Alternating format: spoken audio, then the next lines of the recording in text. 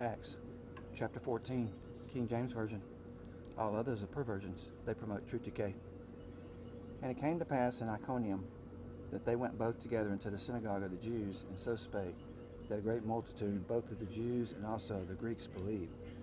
But the unbelieving Jews stirred up the Gentiles, and made their minds evil affected against the brethren. Long time therefore abode they, speaking boldly in the Lord, which gave testimony unto the word of his grace, and granted signs and wonders to be done by their hands.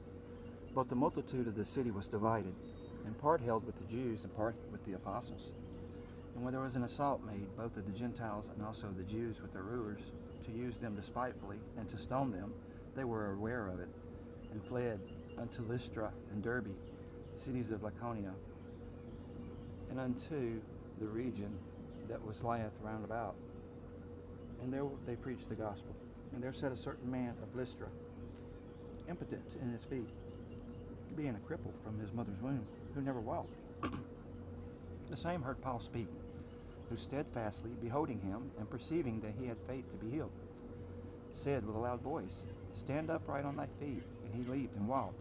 And when the people saw that Paul had done what Paul had done, they lifted up their voices, saying in the speech of Lycaonia, The gods are come down to us in the likeness of men. And they called Barnabas Jupiter, and Paul Mercurius, because he was the chief speaker. Then the priests of Jupiter, which was before their city, brought oxen and garlands unto the gates, and would have done sacrifice with the people. Which when the apostles Barnabas and Paul heard of, they rent their clothes, and ran in among the people, crying out, and saying, Sirs, why do ye these things? We are also are men of like passions with you, and preach unto you that you should turn from these vanities unto the living God, which made heaven and earth and the sea and all things that are therein, who in time past suffered all nations to walk in their own ways. Nevertheless, he left not himself without witness, and that he did good, and gave us rain from heaven, and fruitful seasons, filling our hearts with food and gladness. And with these sayings scarce restrained they the people, that they had not done sacrifice unto them.